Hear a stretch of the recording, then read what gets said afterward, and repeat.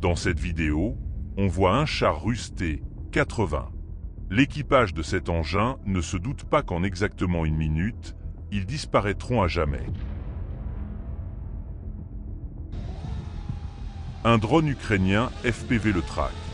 Il transporte un projectile à charge creuse au profil spécial, capable de percer la cuirasse de n'importe quel char russe. Le coup porté a déclenché la mise à feu des munitions et le char a explosé en à peine une seconde. La tourelle arrachée gît au sol. Mission échouée. Aujourd'hui, je vais vous montrer de nombreuses vidéos du même type et expliquer en termes généraux comment fonctionne l'algorithme ukrainien de destruction de chars avec des drones FPV. Vous verrez comment les Ukrainiens ont durablement transformé le visage de la guerre moderne. Alors commençons.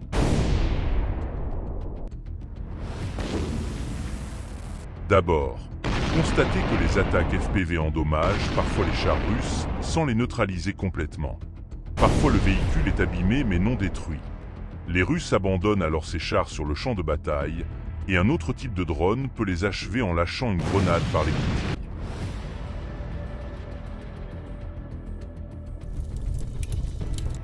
Cette tactique a fait ses preuves, mais ce n'était pas la solution ultime. Les Ukrainiens ont fini par inventer quelque chose de vraiment remarquable. Une méthode qui réduit les chars russes en ferraille en flammes d'un seul impact. Imaginez fixer au drone un projectile à charge creuse provenant d'un RPG-7, un lance-grenade anti-char conçu pour percer les blindages, et diriger ce projectile vers la base de la tourelle, la zone arrière du char. Dans ce cas, le char est détruit sur le champ. Regardez cette vidéo. Un T-72 russe abandonné près de Bakhmut, probablement encore chargé en munitions. On y voit un drone FPV ukrainien frapper l'arrière du char, au point le plus vulnérable, la base de la tourelle.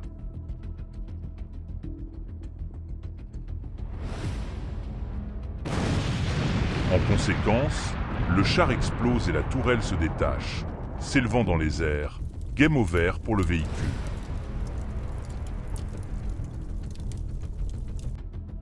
Un autre incident qui confirme l'algorithme ukrainien de destruction des chars. Il s'agit d'un T-80. On voit d'abord un drone frapper l'avant du char sans effet, puis un second drone frappe la base de la tourelle par l'arrière, et c'est la fin pour ce char russe. Le fait est que le projectile à charge creuse traverse le blindage et atteint la munition à l'intérieur, provoquant une détonation immédiate. Ainsi, en plus de neutraliser le char, on obtient une explosion spectaculaire. Tout cela grâce au bon algorithme. Ce char russe a sauté de la même manière. Un drone portant un projectile à charge creuse a touché son point vulnérable par l'arrière.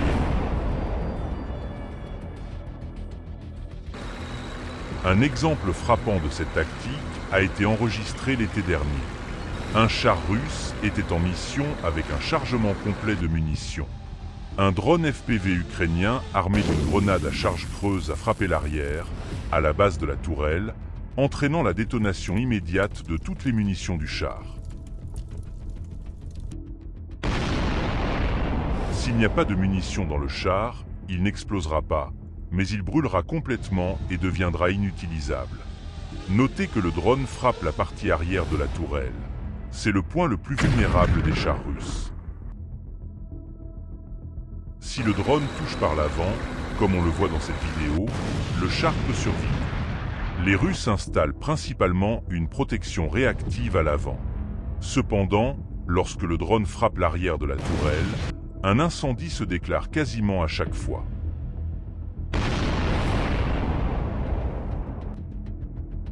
Nous avons déjà observé de nombreux cas similaires. Et encore une fois, s'il y a des munitions à bord, cela mène à une détonation immédiate et à une explosion massive.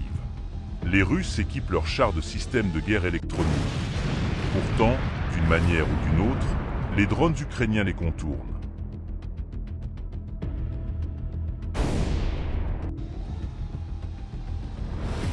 Dans cette vidéo, on voit un drone frapper un char équipé d'un système anti-drone. À distance, on distingue ce qui est arrivé au véhicule. Peut-être le vol de tourelle le plus haut jamais enregistré. Il convient de mentionner une autre méthode pour neutraliser un char. Un petit drone FPV, équipé d'une seule grenade, peut pénétrer par la trappe de la tourelle. La grenade explose et le char prend feu. Si des munitions sont présentes, elles exploseront et rendront le véhicule hors d'usage.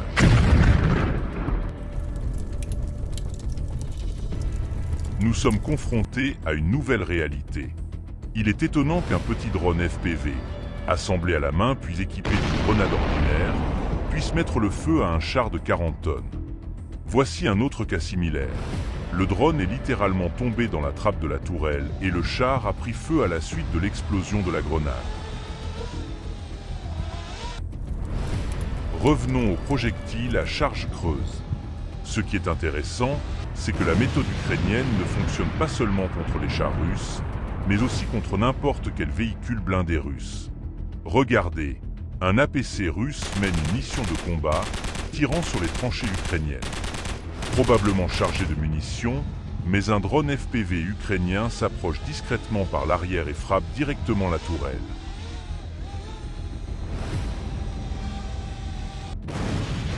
L'APC a explosé avec toute sa munition. Le projectile à charge creuse traverse facilement le blindage de tout véhicule blindé russe. Voici maintenant l'obusier automoteur russe 2S-19. Un drone FPV équipé d'un projectile à charge creuse le frappe de face. Le choc provoque la détonation immédiate des munitions. Et même si l'explosion ne se produit pas tout de suite, elle survient généralement quelques minutes plus tard.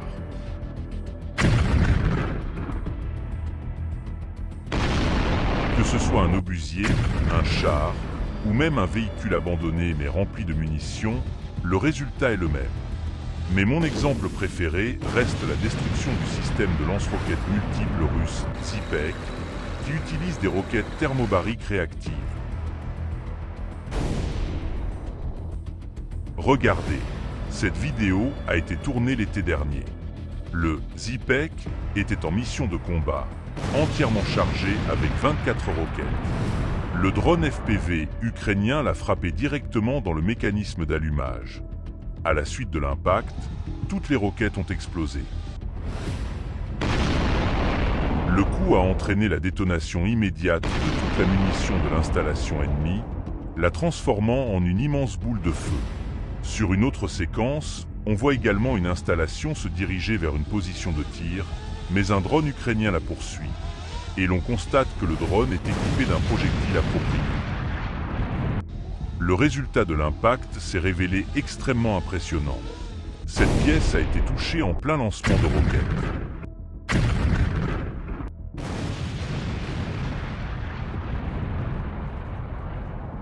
De la même façon, on peut détruire le lance-roquettes multiple BM 21 grades.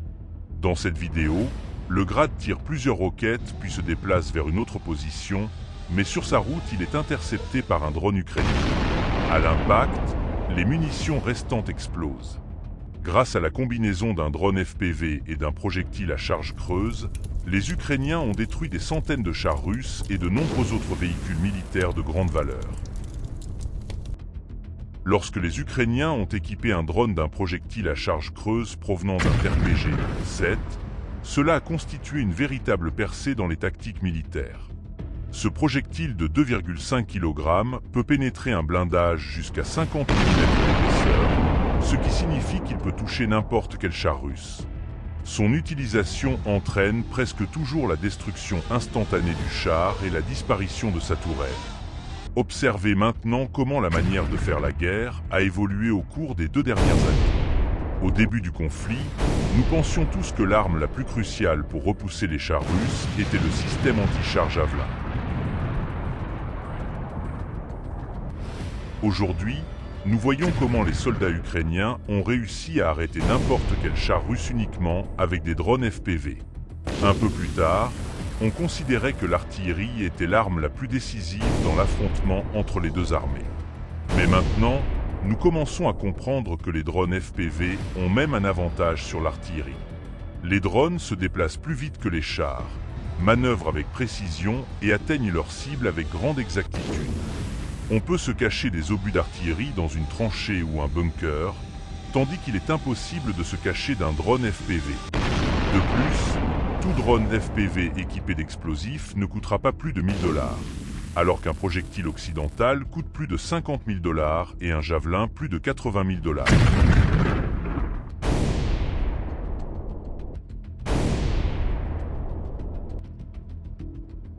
En parlant de la grande maniabilité des drones FPV, notez avec quelle habileté ils pénètrent dans les véhicules blindés russes et les font exploser. L'artillerie n'est pas capable de telles actions. En comprenant comment les règles de la guerre ont changé, Ukrainiens et Russes ont augmenté la production massive de ces drones FPV. Même si l'Ukraine cesse de recevoir des munitions d'artillerie et des javelins, elle peut continuer à repousser les attaques russes pendant longtemps uniquement grâce aux drones. Regardez cette vidéo. Un drone FPV a presque touché un avion de chasse russe Su-25. L'avion a réussi à l'éviter au dernier moment. Ici, nous voyons comment un drone FPV ukrainien a évité de justesse une collision avec un hélicoptère russe Ka-52. Il ne fait aucun doute que dans un futur proche, les Ukrainiens abattront l'aviation de première ligne russe avec des drones. L'aviation russe doit voler à basse altitude pour éviter les systèmes de défense aérienne, mais voler les rend vulnérables aux drones FPV ukrainiens. Nous espérons bientôt pouvoir voir des vidéos d'hélicoptères et d'avions russes abattus, et pour que cela arrive plus rapidement, merci de liker cette vidéo. Merci de votre attention et à bientôt dans le prochain épisode.